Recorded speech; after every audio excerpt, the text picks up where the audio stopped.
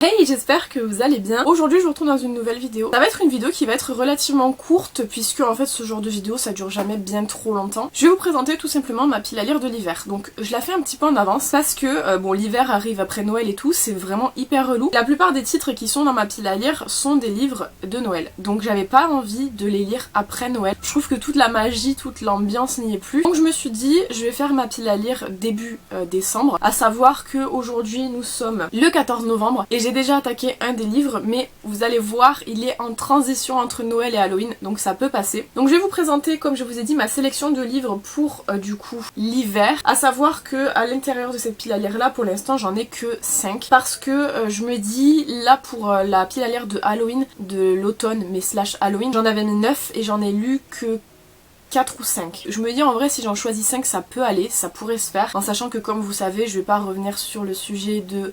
C'est vraiment compliqué décembre en termes de vidéos, ça demande beaucoup de temps, donc j'ai un peu moins le temps de lire, mais j'ai choisi du coup des livres comme je vous ai dit principalement en rapport avec Noël, et après éventuellement si jamais je viens à les terminer plus rapidement que prévu, je referai une vidéo où je sélectionne cette fois-ci encore de nouveaux livres. Il y a qu'un seul livre qui est un petit peu hors catégorie on va dire, puisque c'est un livre, une romance qui a rien à voir avec Noël, mais j'avais vraiment envie de le lire depuis très longtemps et je me suis dit le fait de le faire passer en pile à lire, il y a moyen que ça me déclenche l'envie de le lire. Bref, j'espère que cette vidéo vous plaira et je vous laisse avec la suite. Bon, j'ai zoomé un petit peu parce que je préfère quand c'est filmé un peu plus près, j'aime pas trop quand c'est loin parce que je vois pas. Du coup on va commencer avec le premier livre qui est un Hugo Poche. Si jamais vous suivez un petit peu les sorties lecture, vous n'êtes pas sans savoir que Hugo a sorti énormément de formats poche de Noël cette année. Je crois qu'ils le font toutes les années, mais je vous avoue je m'y suis jamais trop intéressée parce que tout ce qui était romance et tout, il y a encore quelques temps c'était très compliqué pour moi, et en général les livres de Noël c'était romance. Mais là ils ont sorti pas mal de livres sympas, notamment du coup Noël j'en ai plein les bottes de Fanny Maggiani qui a l'air vraiment très très bien, donc c'est pour ça que j'ai pris celui-ci. Bon déjà il y avait la couverture qui fait un peu beaucoup, et ensuite bon au niveau de l'histoire on est avec Amélie qui n'aime pas trop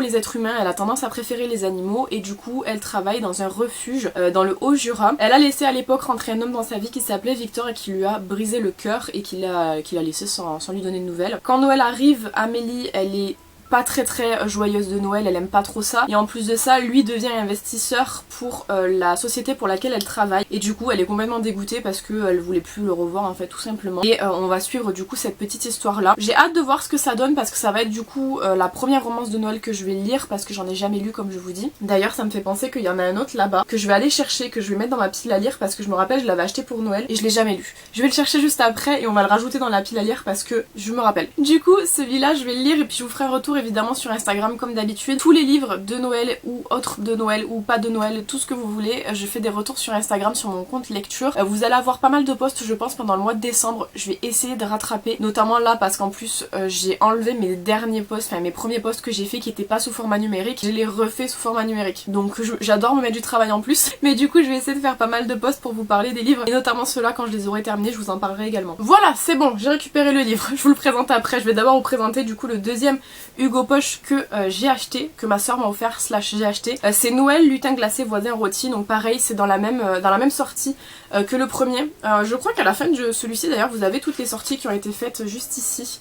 Il y en avait vraiment pas mal, j'ai lu tous les résumés chez Cultura et je me suis penchée sur les deux qui m'intéressaient le plus. On est du coup avec Lily et Montgomery. Alors Lily elle déteste Noël et Montgomery son voisin adore Noël, et du coup il y a une tension déjà à la base entre eux qui fait qu'ils ne s'apprécient pas tellement, et là le fait qu'il installe des décorations de Noël ça va pousser le bouchon beaucoup trop loin pour Lily. On va suivre du coup ces personnages là et je vous laisse découvrir la suite évidemment. Je vous mets tous les liens des livres en barre d'infos si ça vous intéresse d'aller checker un petit peu parce que mes résumés sont genre vraiment hyper globaux, on va dire, globaux. Donc si jamais ça vous intéresse, je vous mets tout dans la barre d'infos, vous pourrez trouver du coup les résumés en entier et quelques informations sur les livres. Celui-ci j'ai hâte aussi de le découvrir parce que l'histoire me semblait sympa. Moi j'aime bien les gens qui aiment pas Noël. J'adore Noël, genre vraiment c'est une fête que j'aime beaucoup, mais j'aime bien les gens qui n'aiment pas. J'aime bien les gens aigris déjà à la base. Cette mèche m'énerve, genre franchement je l'ai coupée trop courte, regardez-moi ça.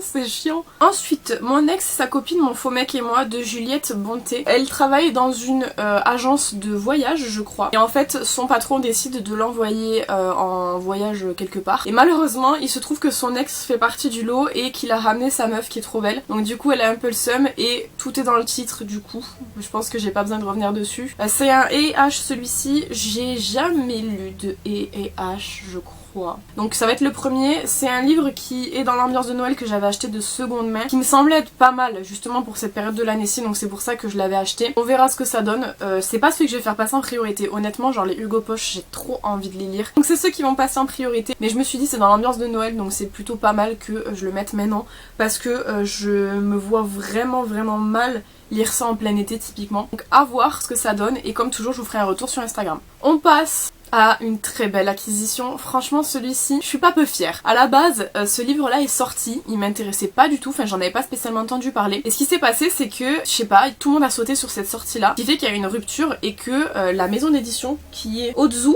a été obligée de le rééditer. Et moi j'étais partie chez Cultura en fait pour acheter justement les deux livres que je vous ai présentés, les Hugo Poche, et en fait en passant devant le stand je me suis rendu compte qu'il était là. Je me suis dit franchement vu que tout le monde a sauté dessus, que j'aime bien le principe, je vais le prendre. C'est Un cœur pour Noël qui est comme ça, qui est très joli. Et ce livre là est particulier puisqu'il s'agit d'un calendrier de l'Avent. C'est un calendrier où en fait le livre a été segmenté en différentes pages qui ont été regroupées dans des petites enveloppes et que vous lisez en fait tous les jours de Noël. Je trouve ça hyper stylé, genre le principe franchement c'est génial. Après au niveau de l'histoire c'est Avril 18 ans qui est né avec un cœur défaillant, qui a été transplanté il y a bientôt 2 ans puis tout a changé. Cette année je viens dans les Alpes pour fêter Noël avec mon père dans ce corps que j'ai besoin de réveiller, dans ce corps que j'ai peur d'abîmer. Je suis mort de trouille mais je veux croire au miracle et j'ai peut-être raison car à peine arrivé je revois Augustin et tout est chamboulé, j'en suis sûre ma vie ne fait que commencer. C'est une romance mignonne entre ados et tout, c'est stylé. Mais c'est surtout le principe, moi j'ai hâte de découvrir, j'espère juste que je serai pas déçue par ce livre là parce que vraiment pour le coup il y a eu une réelle hype autour du principe que je trouve vraiment très cool, franchement c'est génial. Donc j'ai hâte de le découvrir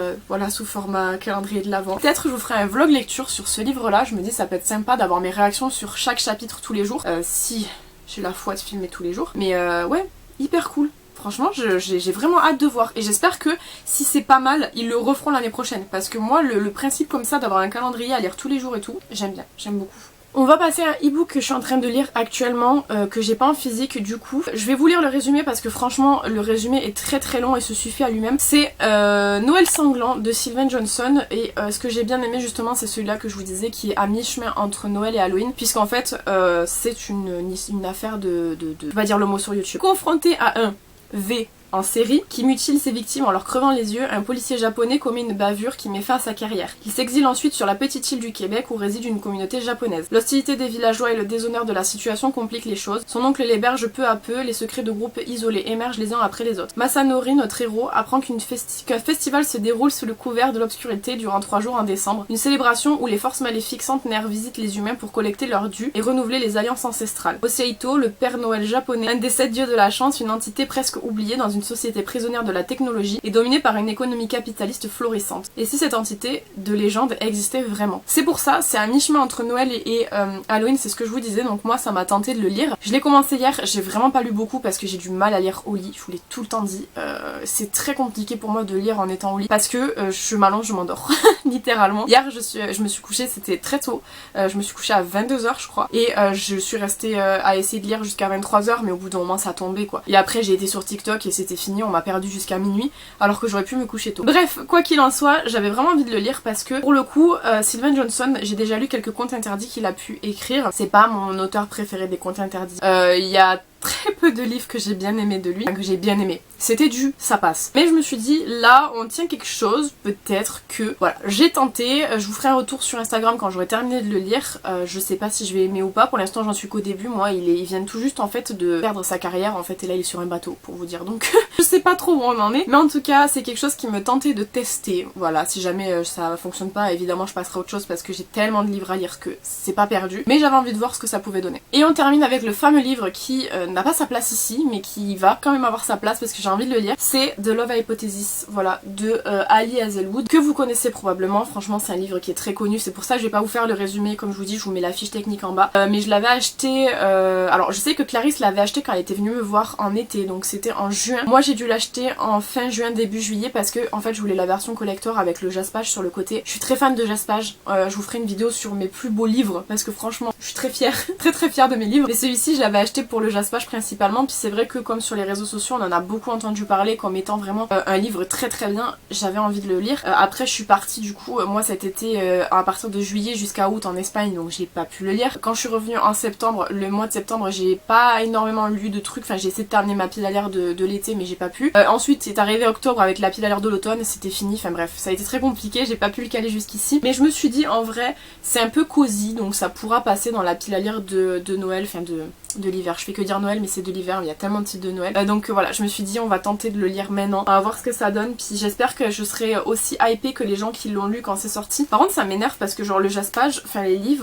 les pages, je vais y arriver, elles sont pas, je sais pas si vous voyez c'est un détail hein, mais c'est vraiment pas droit. Genre il y a des petites pages qui sont remontées ici. Attendez, je sais pas si vous voyez. Je sais pas si ça se voit, mais bref. Quoi qu'il en soit, j'ai hâte de le découvrir et ouais, j'espère que je serai autant hypée que les autres. Parce que ça serait chiant qu'en fait je le lise et que je sois déçue quoi. Donc il fait partie également de cette petite pile à lire-ci. J'ai fait le tour du coup de tous les livres que j'ai sélectionnés pour cette pile à lire-ci. En ce qui concerne la pile à lire de l'automne, comme je vous ai dit, j'ai pas tout lu. Je vous ai fait un update dans ma vidéo bilan lecture. Je crois que c'est bilan lecture il me semble, de septembre-octobre je crois, si je me trompe pas. Je vous ai fait un bilan dans cette vidéo-ci, alors je sais pas si elle est sortie avant ou après celle-ci, normalement elle sort après. Quoi qu'il en soit, vous aurez un retour, ne vous inquiétez pas, ça va arriver. J'espère que cette petite sélection vous aura plu, que ça vous aura permis peut-être de découvrir certains livres que vous ne connaissiez pas. Et n'hésitez pas, vous, si vous avez déjà fait votre pile à lire de l'hiver, à me la partager en commentaire, peut-être que je découvrirai des titres que je ne connais pas et qui me donneront envie. Quant à moi, je vous retrouve bientôt dans une prochaine vidéo. En attendant, prenez soin de vous.